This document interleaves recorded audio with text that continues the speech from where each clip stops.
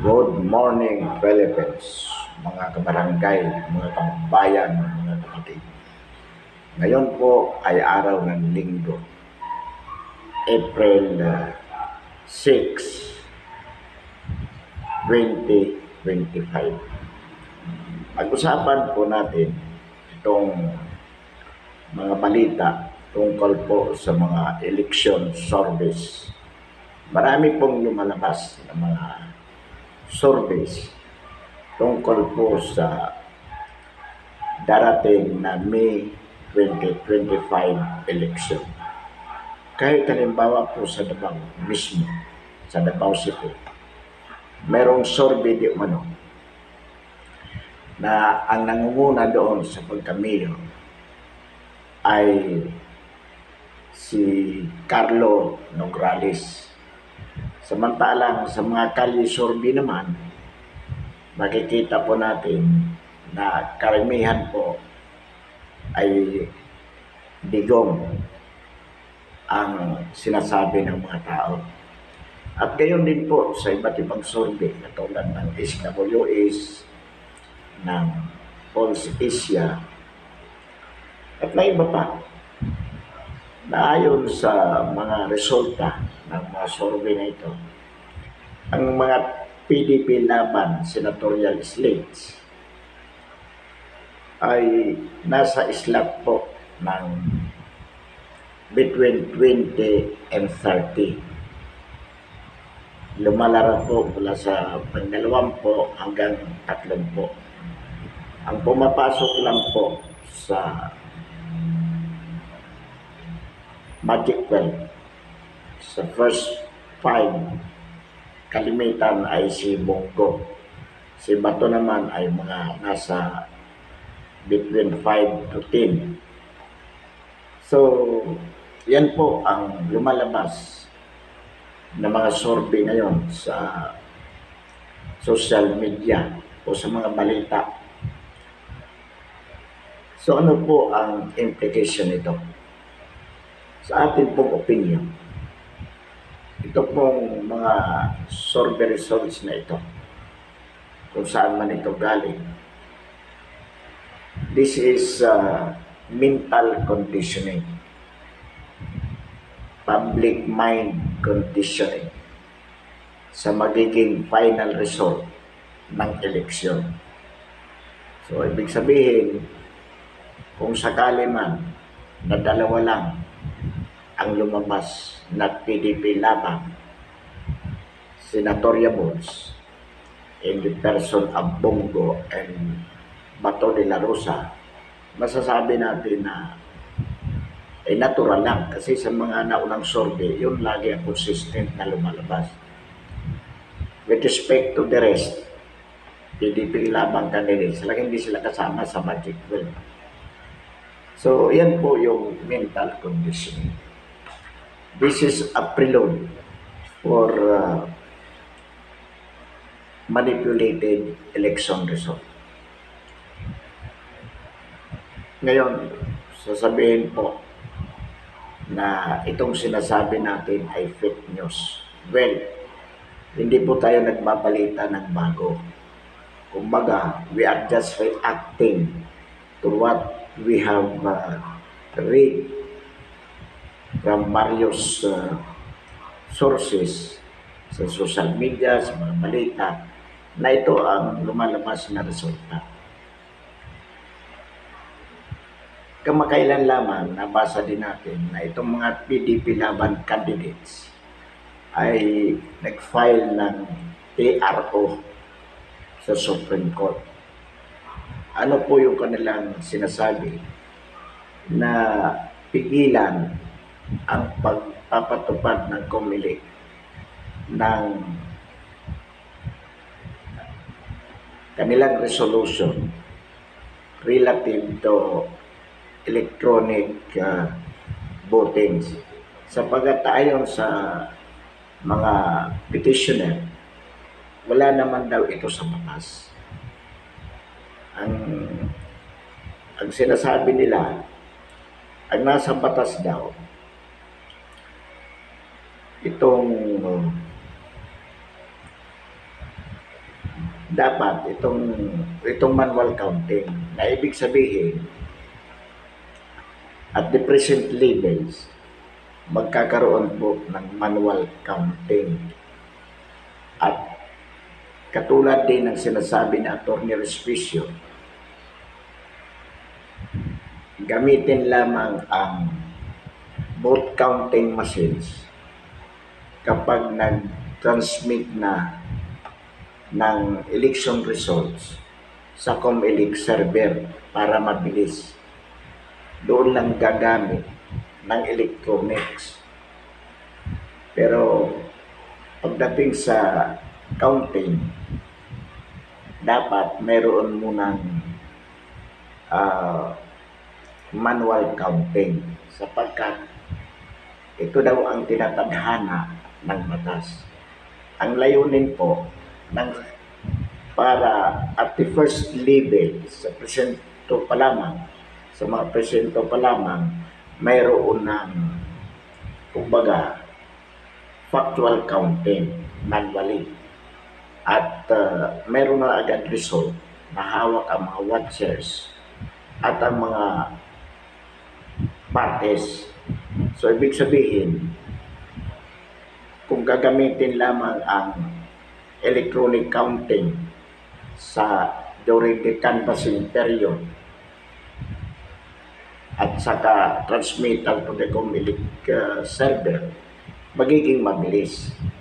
Pero at least meron na hawak ng certificate of vote sa mga present levels pa lamang na pwedeng maging basihan kung tama ang naging resulta na lumabas doon sa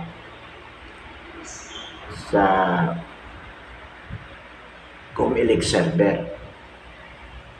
So with this method of counting, natitiyak natin na mas accurate ang resulta at hindi manipulate. But the COMELEC, the Commission on Election, instead of giving way to these reasonable demands, ang nangyayari pa nga, masyadong nagiging defensive at kinasuhat pa nga si Atty. Respicio. Ngayon, titingnan natin kung anong magiging resulta naman dito sa TRO na isinasampa ng mga PDP lamang before the Supreme Court. Kung may injunct ba o kung mabawalan nga ba ang COMELEC na ituloy yung kanilang original plano with complete automation. Na ibig sabihin wala nang manual counting as provided for by law. Given the situation at the moment, mga kabarangay, mga kababayan, mga kapatid, it really appears na mayroong grand design with the COMELEC, with the service companies, with this social media network through their tools, na mayroon talagang grand conspiracy to manipulate the election result. At kasama pa nga dyan yung lower house through the TRICOM at itong NBI na di umano kanilang higpitan ang mga vloggers na magpapalabas ng fake news.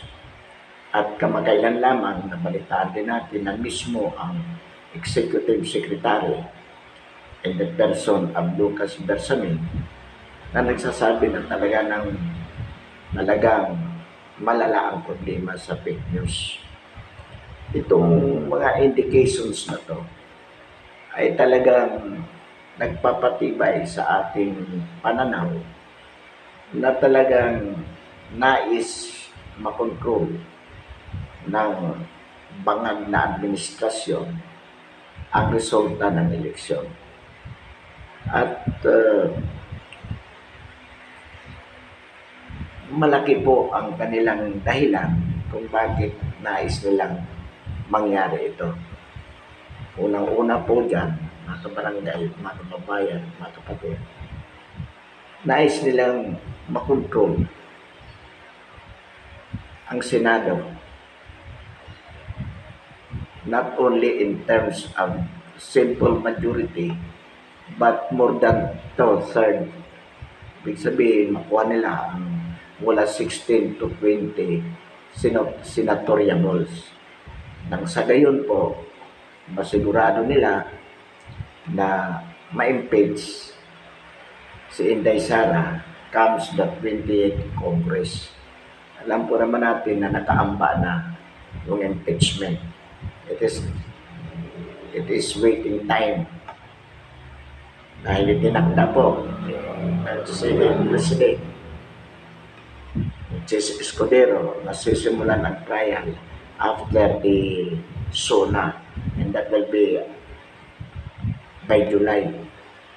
So in other words, tapos na ang eleksyon at nakapanumpa na bilang mga bagong senador na 12 ang sino mang mananalo. So, the remaining 12 plus new 12, inaasahan po nila o sinisigurado nila that out of 24 total senators, at least they could get 20 or 22 even. With that number, sigurado nga naman na magkakaroon ng impeachment on the part of Inday Sara, kasi ang kailangan lamang po ay 16 senators voting for the impeachment. Ngayon, hindi po issue dyan sa impeachment, hindi naman po issue yung merito ng kaso. Although dapat, it has to be decided on the merits. But you know, impeachment in reality is a number game. Right or wrong, magbumoto ang senator for impeachment, at least 16 of them impeach si Inday Sara. And because of that, talagang titiyakin ng mga administrasyon na to by all means na makuha yung required number na yan. At para masigurado, at least tao nila yung 20 or even up to 22. So, ngayon pa lang, pinaghahandaan yan. At para maiwasan yung upheaval after the election, assuming the result would be 10 to 10 alyansa candidate siyang pumasok, 2 lang ang PDP laban, sasabihin nila expected na yan. Kumbaga, nagkaroon na ng public mind conditioning na talagang expectedly 2 lang ang papasok in the person of Go and De La Rosa. As to the rest, not necessarily alyansa, pero alam nilang kayang makuha. For instance, yung mga tolpo. Kaya nga, ang tolpo kahit hindi alyansa, hindi, alyansa din si Erwin pala. Si Erwin Tolpo is alyansa. Pero si Ben Tolpo kahit hindi alyansa, ayon sa huli natin nabasa na balita ang survey, kasama daw sa Magic Film na rin yung 2 tolpo. Sapagkat si Ben Tolpo, talagang boboto yan for the impeachment. Ang mga tolpo is now pushing posture against the Duterte. Bakit po? Bagamat malaki Sa bagay, hindi na po uso sa mga politiko ang utang na loob. Pero nung panahon ni Duterte, yung mga tulpo na yan, ay talagang malaki ang napakinabangan. In fact, yung tourism secretary pag-upo ni Duterte ay na-appoint na Secretary of Tourism. Nagkaroon lang doon ng alingas-ngas doon sa sinasabing 16 million na ipinasok ng tourism sa programa ng mga tulpo. Kaya napilitan mag-resign yun, kanilang kapatid. The interest of tulpo in 2028 is for Rapi to become a president. Alam ni Rapi, alam ng mga tulpo na ang pinakamabigat na kalaban kung sakali, kung hindi ba di-disqualify si Inday Sara, wala silang tsansa sapagkat most probably si Inday Sara ang mananalo as president in 2028. So, para maalisan, ang mga tulpo definitely will be in favor of impeachment. Katunayan, kamakailan lamang, si Ramon Tulfo ay naglabas na rin ng kanyang opinion na inuulit lang naman. Ang sinasabi niya, binago ni Inday Sara sa bayan ng Pilipino sapagkat ginastos nito ang 125 million sa kung saan repetition of what the Quadcom has said. Kumbaga, na-renew lang ni Ramon Tulfo yung ganong mga accusation. Despite the fact na may cleaner na ng COA si Inday Sara. Pero siyempre, para maano pa rin, na ipaalam sa publiko, na ipaalala na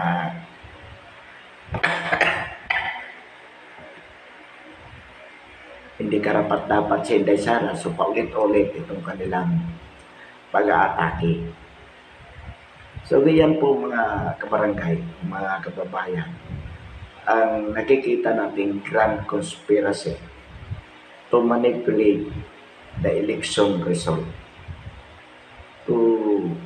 para makondisyon ang utak ng publiko na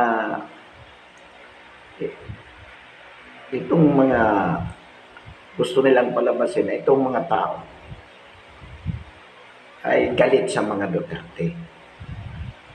Nakita nila ang overwhelming support ng sambayan ng Pilipino within and without the country kay Pangulong Duterte, especially yung kanyang birthday ng mga rallies na ginanap. So, hanggat maaari, tinatapatan nila ito ng mga counter propaganda. Halimbawa nga dyan, pinalabas na fake news yung mga balita na maraming nagrarally para kay Pangulong Duterte in support of PRRD. So, pinalabas ng ABS-CBN, pinalabas ng mga ilang vloggers. Na yun ay mga AI generated. May kanta na Pilipinas, Duterte pa rin. Ayun pinapatan na rin ng mga kanta para kay PBBM. So whatever are spontaneously happening for Duterte, kina-counter yan ng mga supporter ni PBBM. Tinatapatan nila in whatever way. So, makikita mo yung grand design kung paano mamanipulate ang situation, yung political landscape, ika nga. At sinasabayan din niya ng mga pagdikipit at pananako sa mga DDS supporters. particularly itong mga DDS vloggers, under the guise of accusing them as fake news makers. Ang problema dito sa fake news na sinasabi mga kabarangay, mga kababayan, mga kapatid, kapag pabor sa kanila, sa bangag na administrasyon, ang sasabihin mo, you will be tolerated sapagkat ang sinasabi mo, even if ang basihan mo ay kasinungalingan, it will be considered as Bible truth kasi nga pabor sa kanila. Pero kapag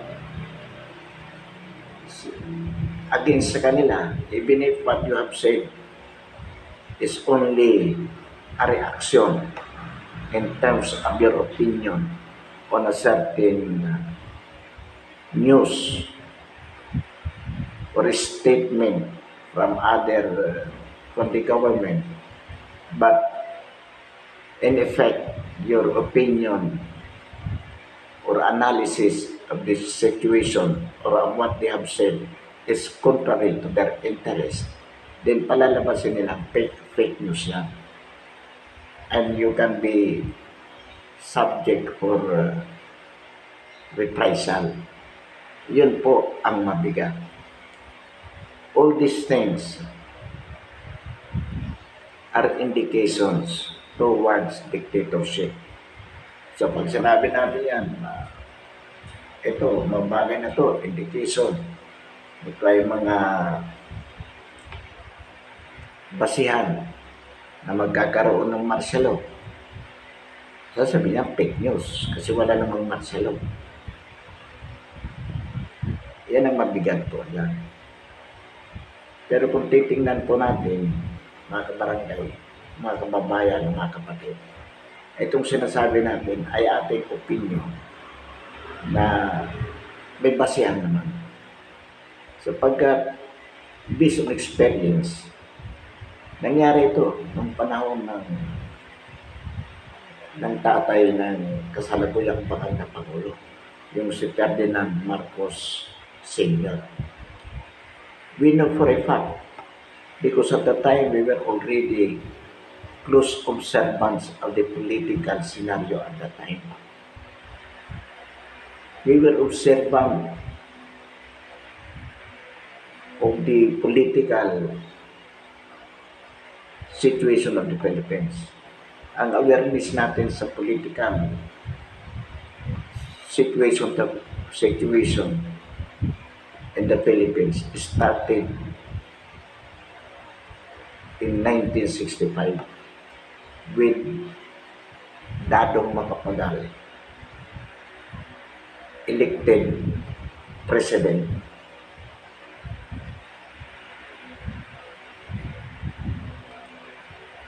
Dadong Macapagal was elected actually in 1961 kasi noon 4 years lang ang presidensya, ang term ng presidente. 61, Macapagal Pilais were elected president and vice president. In 1965, tinalo ni Marcos Lopez si Macapagal Rojas. Hindi na tumakbong vice president si Pinais noon, si Macapagal at si Rojas, si Jerry Rojas, Liberal Party, Nacionalista Party, si Marcos Lopez. Sila po ang nanalo, 1965. Pagdating ng 1969, ang naging kalaban naman ni Marcos Lopez pa rin ang kandidato. Pero ang kalaban nila, si Osmeña, Sergio Osmeña Jr. Sino ang naging vice president ni Sergio Osmeña noon? Parehong talunan. Hindi natin maalala kung sino ang Vice President ni Osmeña, na-re-elect Marcos and Lopez were re-elected amidst the accusation of fraud. Nag-umpisa yung sinasabi ng mga dayaan daw. Supposedly, pagdating ng 1973, tapos na ang termino ni Marcos as president. Because noon, 4 years, you will be allowed to be re-elected for another 4 years. After that, no more. So, 1973, magkakaroon ng presidential election. Disqualified na si Marcos. Kaya si Ninoy Aquino at the time, the youngest senator and the most critical of Marcos as head of the Liberal Party, was expecting that he would be the next president kasi siya ang medyo kilalang opposition. But 1972, Marcos proclaimed Marcelo. With Marcelo, pagdating na 1970, nagpa-eleksyon si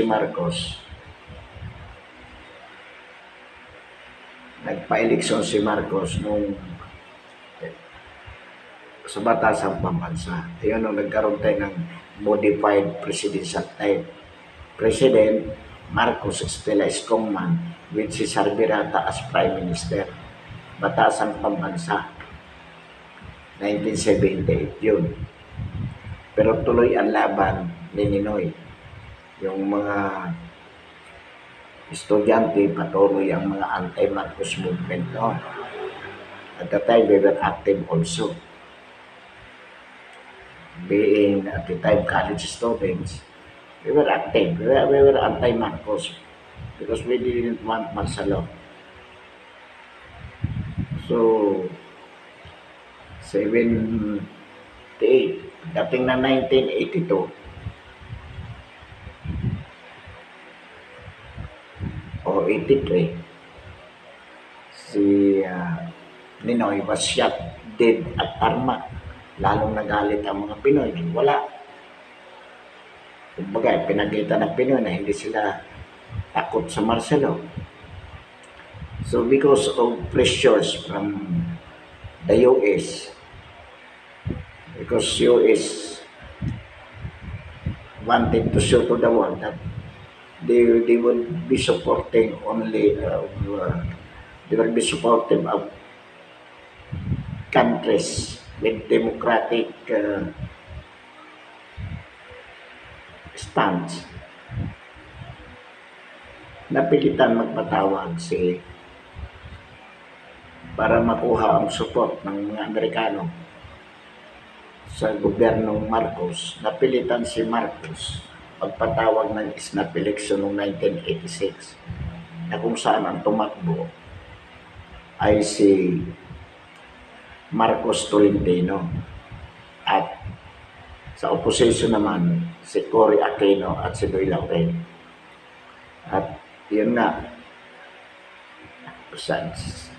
ayon sa balita, dinaya ang eleksyon with Jaime Opinion at the time being the chairman of the COMELEC. So pinalabas pa rin na ang nanalo ay si Marcos at si Tolentino. At noon nga, that was February 6, 1986. Pagdating ng February 22, doon nag-declared ng kanilang withdrawal of support si Enrile at si Ramos. Because according to Enrile, the real president at the time of the country was Cory Aquino, being the one who were elected by the Filipino people during the snap election. At with that announcement, mga ilang oras later, nanawagan si Cardinal Sin sa mga Pilipino na protektahan si Abele at si Ramos. Kaya nagkaroon ng EDSA 3, I mean EDSA 1, yung Yellow Revolution. So, yun po yung kasaysayan dyan. Kaya ito si Enrile, alam niya to. Pero ngayon, dahil sa pera, tanda-tanda, matanda na, kumakampi na naman kay Bongbong Marcos. Sabagay, the fact that he is appointed as the chief legal counsel ng Malacanang, talagang no wonder na supportive siya kay PBBM.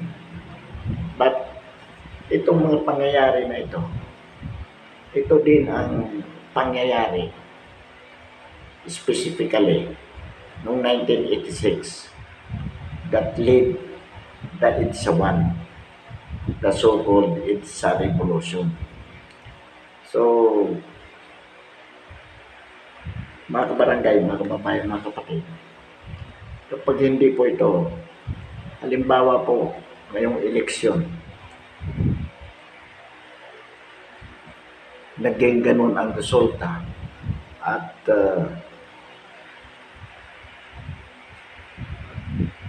sa paniniwala po natin, sinasabi natin na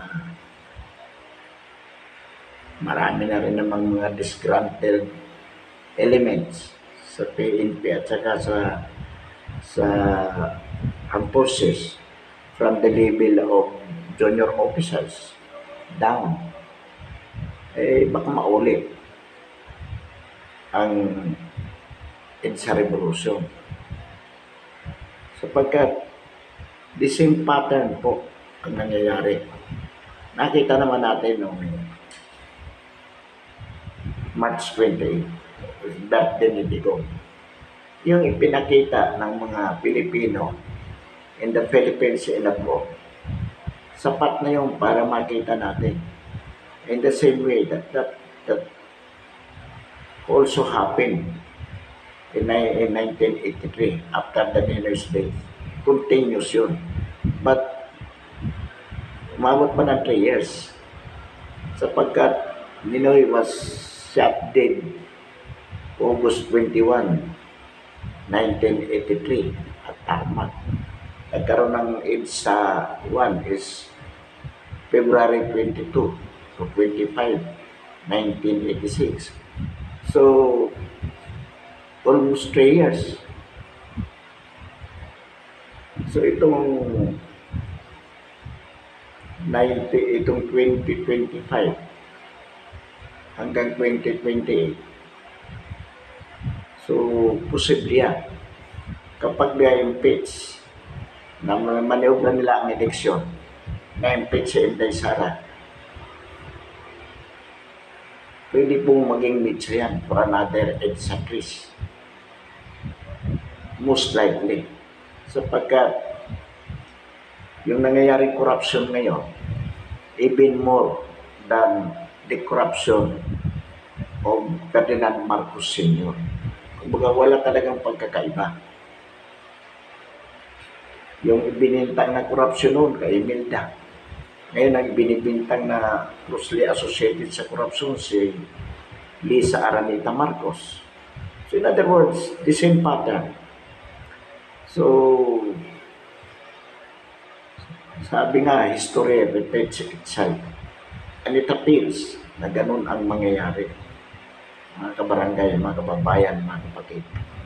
Kaya nga sinasabi ni Pangulong Duterte kay PBBM, baka matulad ka sa iyong ama na napatalsik. And sa tingin po natin, with the social media nowadays, hindi po tatagal, hindi aabot ng ganong katagal na 3 taon. Nadaya ang resulta ng eleksyon, na-impeach si Inday Sara, baka magwala na. So, kung ma-impeach si Inday Sara, mga halimbawa, July, August, September, immediate yan. Magkakaroon ng upheaval yan. And it might lead to EDSA 3.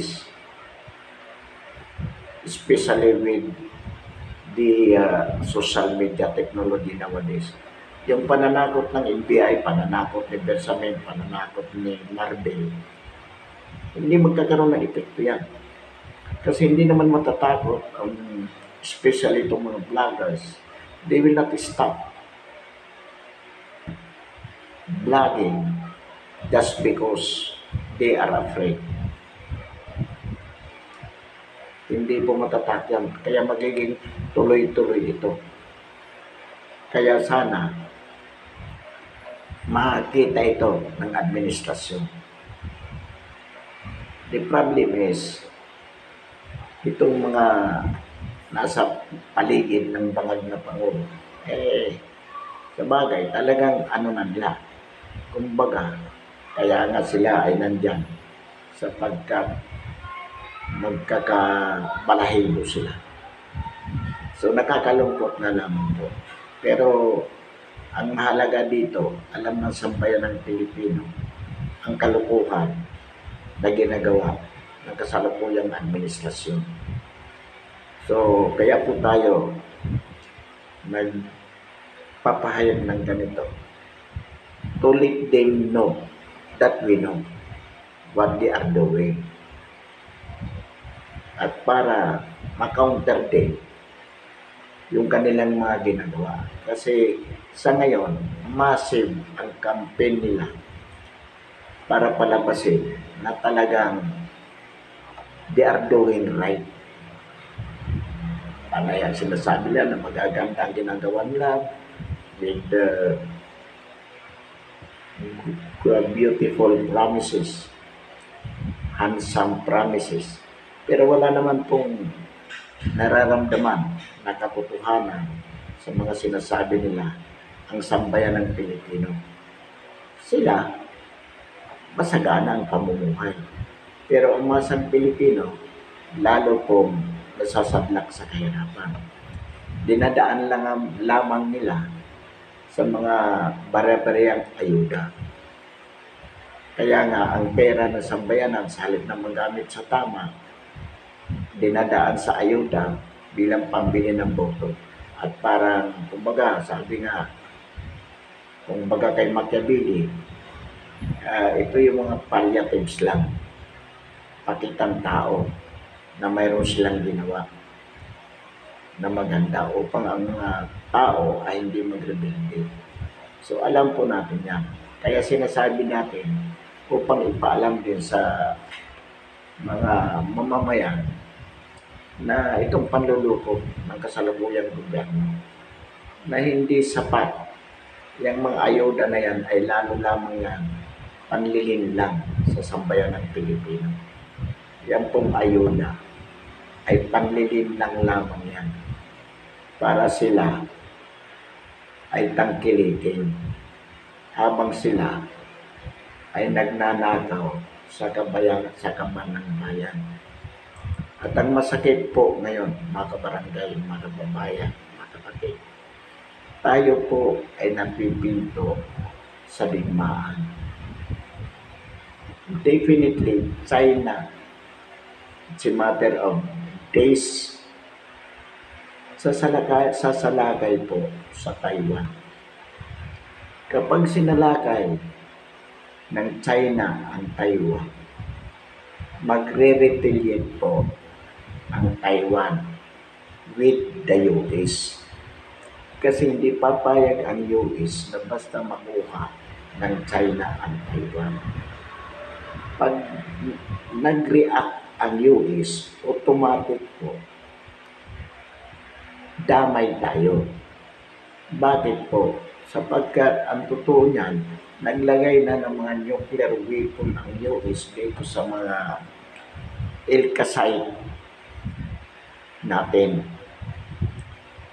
Pinayagan ng administrasyong ito na maglagay na ng mga armas ang US, ikinalat yan.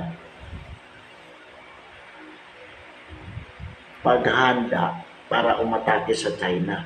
Kung sakaling atakihin ng China ang Taiwan, atake ang US sa China, manggagalit sa Pilipinas. So naturalmente, naturalmente, ang China sasalakay sa Pilipinas. Kaya nga, nakita naman natin sa balita, pinaghahanda na ni Browner ang mga sundalo. Hindi kasi tayo makakaiwas sa digmaan. Ang problema, hindi, we cannot stop China to invade Taiwan. So, ganito po kalala. Ang kinatatakutan nga po natin dito, kung ang Pangulo natin ay bangag, wala sa huwisyo, as the Commander-in-Chief of the Armed Forces, anong desisyon ang gagawin ng isang Pangulo na wala sa huwisyo sapagkat dominated ng illegal drugs ang kanyang utang? This is not just an ordinary issue. National security ang involved dito. Hindi lang kung totoo mang hindi bangag ang ating Pangulo, patunayan nila, magpa-drug test siya, yung hair follicle test, para nabigyan natin ng peace of mind ng sambayan ng Pilipino that we are being led by a Commander-in-Chief who is at his right mind. Dapat ang mga sundalo unang-una ang mag-react tungkol dito. Susunod kayo sa utos ng isang bangag na Pangulo. Magpapakamatay kayo. Bakit hindi nyo muna alamin?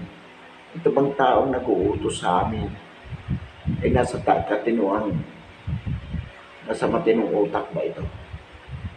Imagine, susugod kayo with your life at risk. Pero hindi lang with your life at risk, buong Pilipinas na ito. Kasi pag nagkagera, hindi lang mga sundalo papatay dito. Lahat ng mga Pinoy. Very imminent ito. So, dapat, ikaw, Bersamin,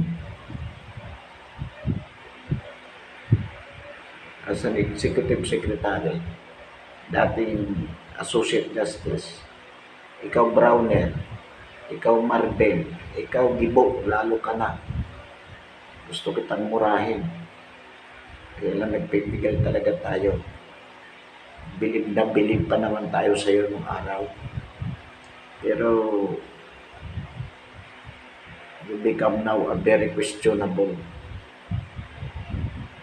As a defense secretary, you should know that. Ano ba talaga ang tama? At sabihin mo sa publiko, ikaw, Browner, as chief of staff, tungkulin nyo yan.